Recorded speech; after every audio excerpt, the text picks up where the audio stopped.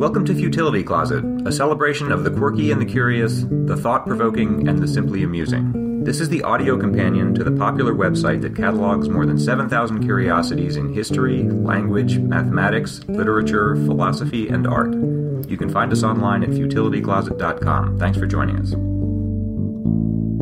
Welcome to episode 2. I'm Greg Ross, the creator of Futility Closet, and with me is my wife and co-host Sharon. In today's show, we'll look at the hysteria that accompanied the return of Halley's Comet in 1910, consider the odd legacy of an Australian prime minister who disappeared in 1967, investigate possible balloon-born sheepdogs during the Siege of Paris, and offer you a chance to win a book in the next Futility Closet Challenge.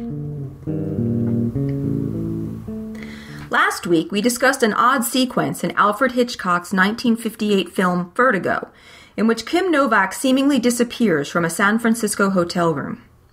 Tim H. wrote in, "Very nice first podcast. Regarding the hotel scene in Vertigo, I haven't seen the movie, but could someone else have driven off in the car while Novak's character simply moved from one room to another?" That's a good question, but if you watch the whole movie, I think the answer is no. We didn't mention it in the first podcast, but the very next scene after she disappears, you see Jimmy Stewart driving past her apartment building, and he sees her green Jaguar in the parking lot with this telltale bouquet of flowers on the dashboard. So you know she got back to the apartment building. You never actually see her drive there, but it's strongly implied that she did, and if you watch the rest of the movie, there's no other alternative explanation that's ever given. To my mind, that just makes the whole thing even more perplexing, because the presence of that scene shows that Hitchcock saw that the audience would be confused by her disappearance, but it doesn't give you any more clues as to how she got out of the hotel. So the whole thing, to my mind at least, still remains just a big riddle. Another listener wrote in to say, "Hi, loved the first episode. RSS is great. Extra bonus would be the addition of availability via Stitcher.com. Thanks, and keep up the good work." We'll definitely look into that. Thank you for the tip. We're still new to this podcasting business and still getting set up, so we'll look at Stitcher, and if anyone else out there has any tips or suggestions or requests, please send them in. We'd love to get them. If you have any questions or comments about the podcast, the website, or the book, you can always send them to us at podcast@futilitycloset.com or leave a comment in our show notes at blog.futilitycloset.com.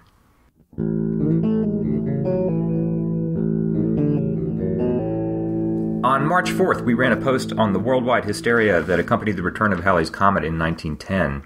It hadn't been seen since 1835, and people were anticipating its return eagerly until a French astronomer and science writer named Camille Flammarion noted that the comet's tail would pass through Earth's atmosphere, and he voiced some concerns that cyanogen gas in the tail might poison all of us. I'm getting this account from an excellent book by Robert Bartholomew and Benjamin Radford called The Martians Have Landed, which is a history of media scares and hoaxes. The Halley's Comet was due to appear on May 18th, and Flammarion started voicing his concerns about 3 months before that, and the media picked them up. On February 6th, which is 3 months before the comet's arrival, the Washington Post reported that, quote, "a mixture of this gas," meaning cyanogen gas, "with air would lead to certain poisoning," unquote, and quoted a different French astronomer who said that, quote, "in the presence of fire or a small electric spark, a mixture of cyanogen gas and air will explode," close quote. That's bad enough. But that's the Washington Post, which is a very reputable newspaper, yeah. And the very next day, the New York Times reported that, quote, "the fact that cyanogen is present in the comet is causing much discussion as to the probable effect on the Earth. Professor Flammarion is of the opinion that the cyanogen gas would impregnate the atmosphere and possibly snuff out all life on the planet," close quote. I like the way he puts that, snuff out all life. Yeah. We should note that both of those newspapers acknowledged that this was a minority view, and in fact, Flammarion himself recanted that position shortly afterward. But that's certainly more than enough to start spreading hysteria throughout the wider media, which is exactly what happened. And the recantation didn't get nearly as much play as the original quote did. That's right, which is very unfortunate. So that was about 3 months before the comet arrived. 7 days before it arrived, the Washington Post ran the memorable headline, "Comet quits its path, wanders from predicted orbit, surprises may follow," which must have been interesting to encounter over your cornflakes. 4 days, so 3 days after that, now we're just 4 days out from the comet appearing, Harper's Weekly quoted an astronomer named D.J. McAdam of Washington and Jefferson College, quote, "When we pass through its tail in May, we will be in a stream of hydrogen, probably mixed with marsh gas and other cometary gases. Disease and death have frequently been ascribed to the admixture of cometary gases with the air. Enough of such gases as are in the comet's tail would be deleterious." Close quote. There's no scientific basis whatsoever for any of that. I don't know where he got it or why he was sharing it with Harper's Weekly. I have one more quote. English astronomer Richard Proctor said that if the comet's tail, which was rich in hydrogen, were to pass through Earth's atmosphere, which is rich in oxygen, it could produce an explosion, quote, this is my favorite one, "leaving the burnt and drenched Earth no other atmosphere than the nitrogen now present in the air, together with a relatively small quantity of deleterious vapors." Close quote. So you can guess what happened from the fact that we're doing a podcast here in 2014. We passed through the comet's tail on the evening of May 18th, and nothing happened.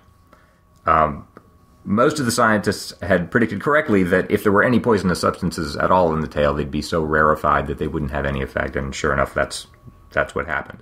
To be fair, most people didn't panic, but with that kind of coverage, it's a low, even if you think there's a low probability, it's a huge high consequence, so you can't just dismiss it out of hand. And it seems like in some pockets of the world, in some places, more people did panic than others. Like there were some communities where there was a high level of anxiety and concern.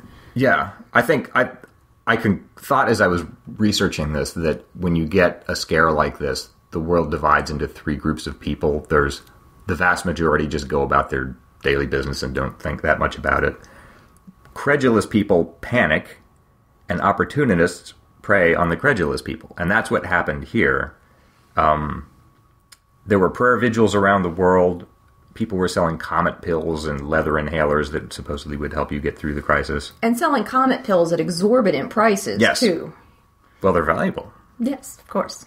It had an odd effect on miners, kind of two different effects on miners. Miners in Wilkes-Barre, Pennsylvania refused to go underground because they wanted to stay on the surface and pray, but miners in Denver insisted on going underground in order to limit their exposure to calamity, whatever it turned out to be. Pope Pius X pleaded with people to stop hoarding oxygen cylinders, and in South Africa, a man placed a newspaper ad that read, quote, "Gentleman having secured several cylinders of oxygen and having bricked up a capacious room wishes to meet others who would share the expense for Wednesday night. Numbers strictly limited." Close quote. So the good news is we all got through it, and in fact there was nothing to get through, but it's hard to know what kind of conclusion to draw from this. In thinking about it this week, I was thinking, well, what was the right way to play that? If you wanted to be sort of a hard-headed, rational person, there's a chance that Flammarion was right, or that these other sort of, sky is falling scientists had something real to warn us about. So you can't dismiss it out of hand, but at the same time, it seems that you don't want to just fly off the handle and panic.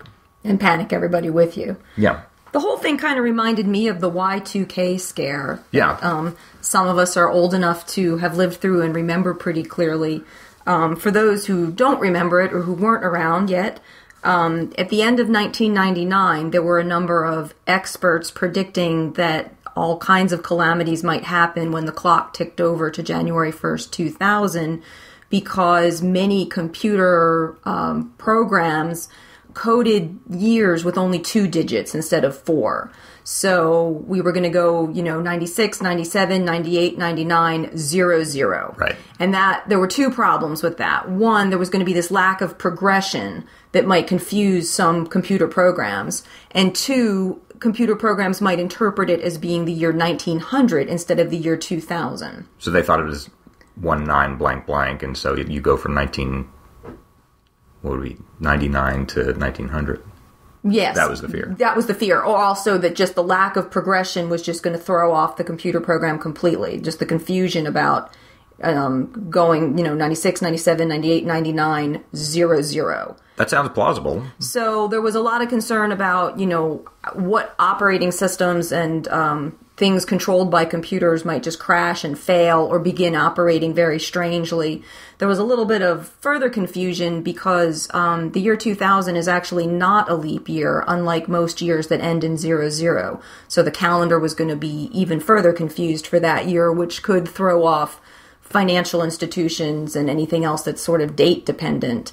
I guess that was sort of a minor thing compared, though, to the fear of how this 00 thing was going to just crash all these computer systems. And, I mean, to be fair, not everybody, kind of like with the astronomers, they weren't all warning doomsday, but there were enough of them saying, well, we can't really know what's going to happen. Right. And so many things are dependent on computers these days. So there were these dire predictions of, literally planes would stop working and fall out of the sky, or, the air traffic control systems would be messed up and planes would crash into each other. Elevators would stop working with people trapped on them, or, subways would just suddenly stop with people trapped underground. There were predictions that utilities might go out, so we'd have no power, no water. Financial institutions would fail, so you couldn't get your money out of the banks. Your credit cards wouldn't work.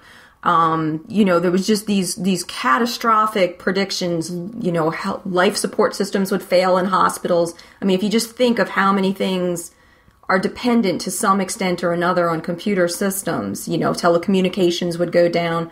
So you can just imagine this absolute chaotic world where we have, no power, no water. Yeah. You have no way to buy anything. The stores don't have any food anyway, so about $300 billion were spent worldwide trying to prepare for these potential catastrophes, with people trying to upgrade their computer systems or put in redundant systems or patches or have all these backup and contingency plans and, in case these horrible things happened. Insurance policies were being issued for businesses who wanted to insure themselves against liabilities for these catastrophic failures. Attorneys were mobilizing for major class action lawsuits so they could sue for the people harmed by these failures. People stocked up on generators and food and water and clothing, cash, make sure to have cash at home.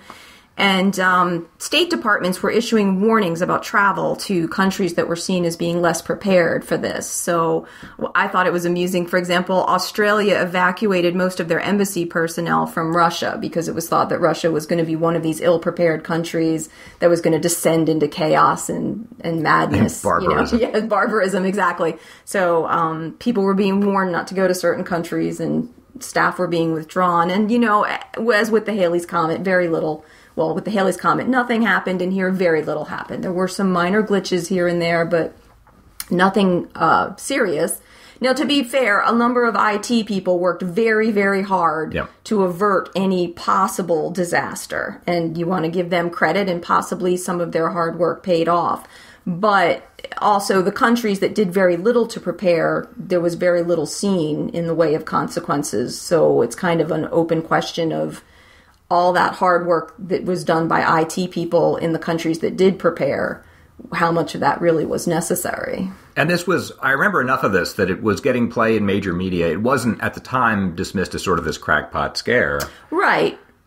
There was enough. It sounds like this is what was happening in 1910 with the comets, that it was getting enough serious attention that you sort of, I think most of the public who followed the news were aware that this was sort of in the air. And you didn't really know who to believe because, as with the 1910 scare, you had a number of, experts predicting this could happen and that could happen.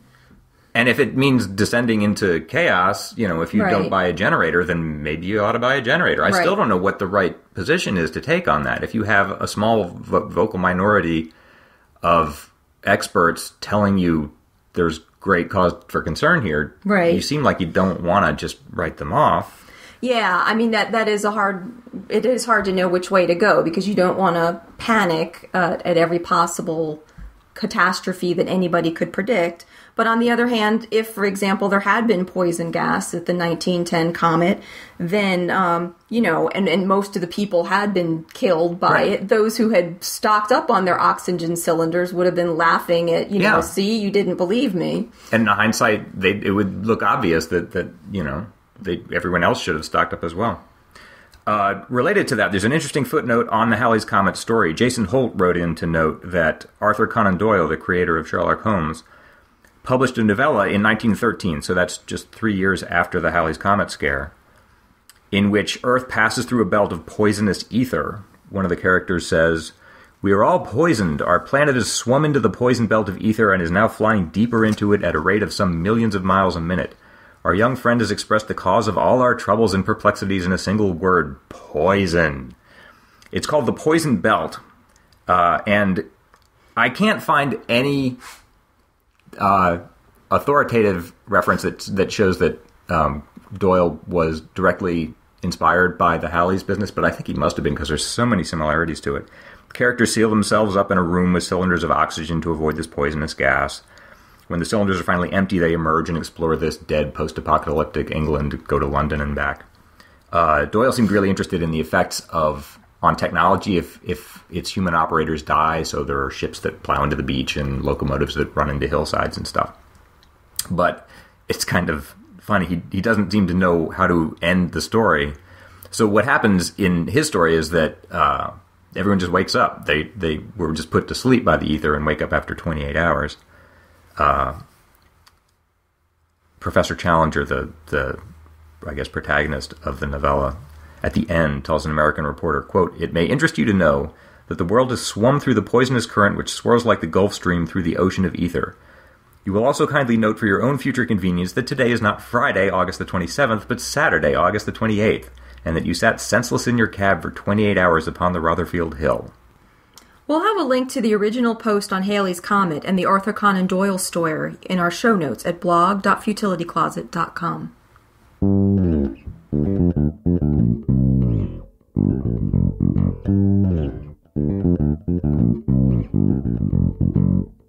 Readers have sent us updates to a few recent posts. In a January post on Futility Closet, we mentioned that Australia misplaced its Prime Minister in 1967.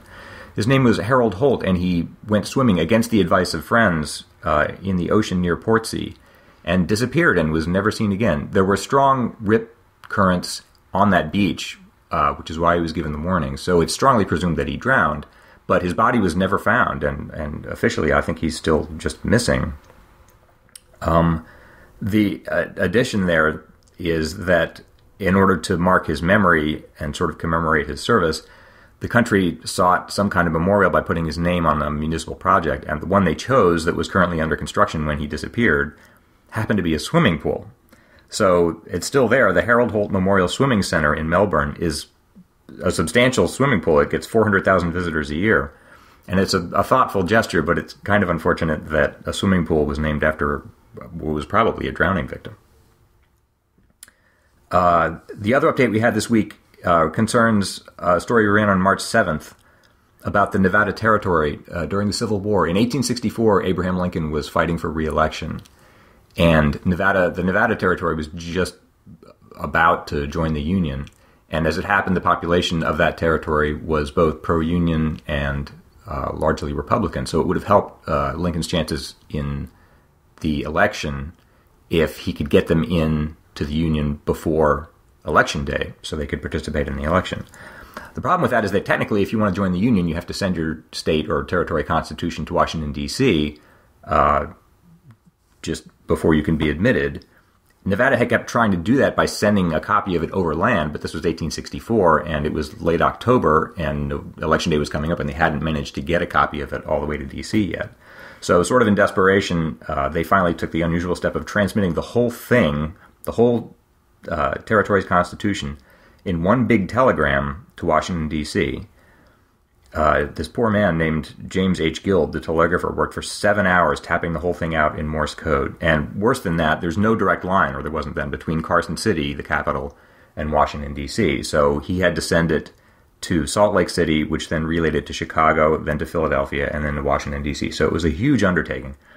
But it succeeded. They got it there on time, and Lincoln was reelected. So they got what they wanted. It just took a huge effort at the end there.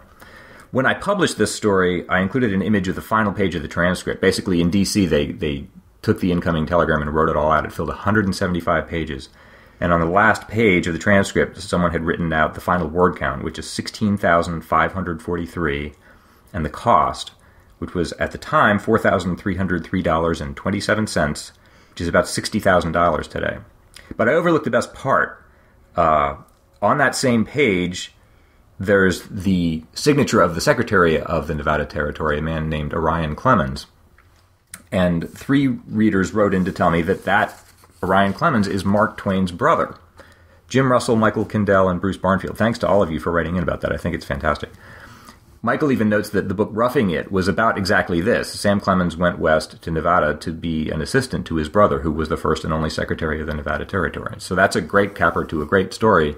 The man who authorized the telegraphing of the entire Constitution of the Nevada Territory to Washington, D.C. in 1864 was Mark Twain's brother. We'll have a link to both posts and the image of Orion Clemens' signature in our show notes.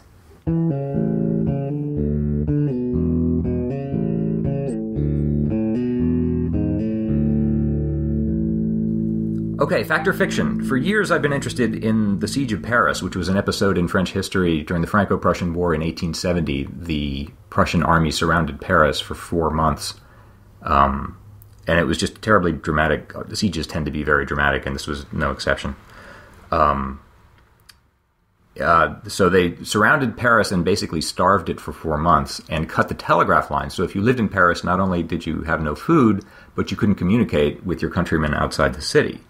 And they came up with all kinds of wonderful expedients to get around that, one of which is well documented, is known as the pigeon post, where if you live in Paris and you're very adventurous, you get a bunch of homing pigeons and put them in a wicker basket and climb into a balloon and float out of the city over the Prussians who try to shoot you down, and you shake your fist at them. And if you get past them, then you can come down into friendly territory in France, communicate with them, and now you have a sort of primitive but working way to get messages back into Paris. You can attach a message, they use microfilm, to the legs of these homing pigeons and release them, and they'll fly back into the city.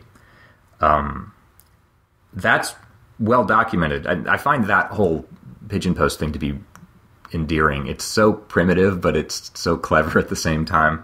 I think it's wonderful that they came up with it and that it actually worked. But in reading about that, I've come across, I think, 3 different accounts. They tend to mention it in passing. The same thing was tried with dogs. And this is sat in my notes because it's interesting enough that I'd like to write about it, but I can't find an account that's authoritative enough that I think I can go ahead and be sure I've got the facts straight. Anyway, here's what I think I understand. There was a resident of Paris whose name was Hurel, H-U-R-E-L, who had 5 dogs. Some accounts say they were sheepdogs, some say they were bulldogs. And his plan was something like the pigeon post. He would attach messages to the dogs' collars, send them up by balloon, hoping they would float out of Paris and come down somewhere in friendly territory where they would be discovered, the message would be read, and then dispatches could be attached to the dogs' collars, and they would, seeking to return to their masters, hopefully run through the Prussian lines to get back into the city. So it's sort of the same principle, but done with dogs. That is such an outlandish story that normally I would dismiss that out of hand, but there were so many outlandish things happening in Paris that winter that I think it might just be true. I mean, there's the pigeon post, which seems crazy, but actually happened. People were eating elephants and zoo animals because they were so hungry. Just out of desperation. Yeah, so this isn't something that I think this is something that could actually have occurred to someone, and they would have been desperate enough to try it. Anyway, the story goes, at least according to the brief accounts that I found, is that they did send the dogs up and they were never seen again. That's the part of the story I hate. Yeah. Which is kind of a puzzle, too, because it makes you wonder what happened to the dogs. But that's all I've been able to find out. I can list the sources I found so far that mention this.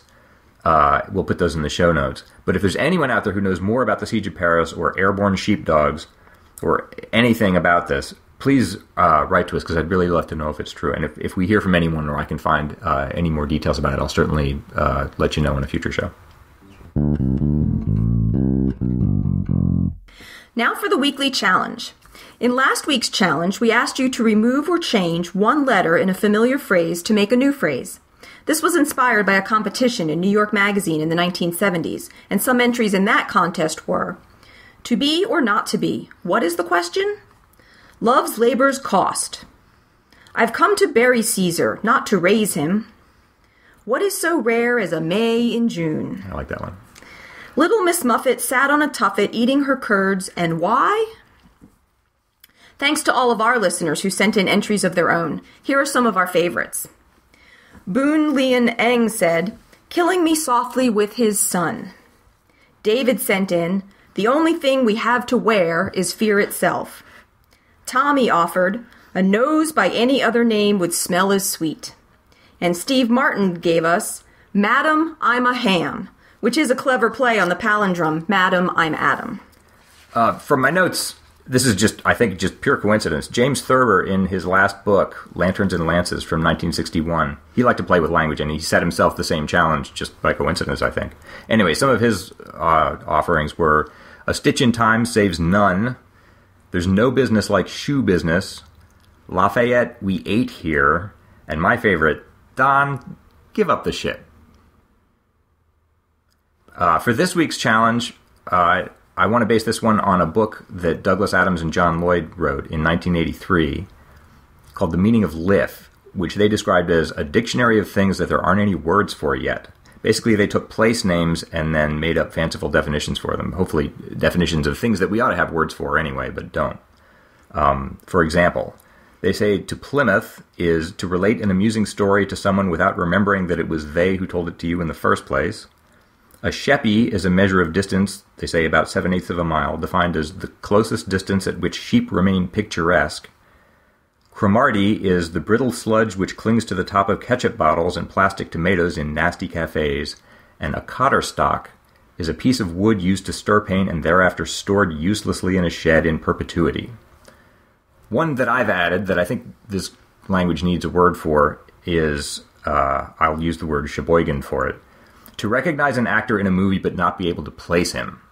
Because this is happening all the time to me now, where we're watching some movie and I recognize a guy and I cannot remember anything except that we saw some other film that was very unlike this one, where he wore a monocle and had a German accent. And he played a completely different part, and you can almost picture it, but you just can't quite. And now you're missing half the movie trying to remember where you've seen this guy before. Right, so you can't attend to the movie you're trying to watch because you're racking your brains trying to remember you're Sheboyganing on this guy.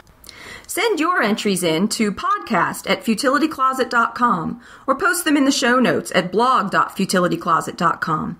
The winner will receive a copy of our book, Futility Closet, an Eilers Miscellany of Compendious Amusements, which contains hundreds of time-wasting curiosities, oddities, and puzzles.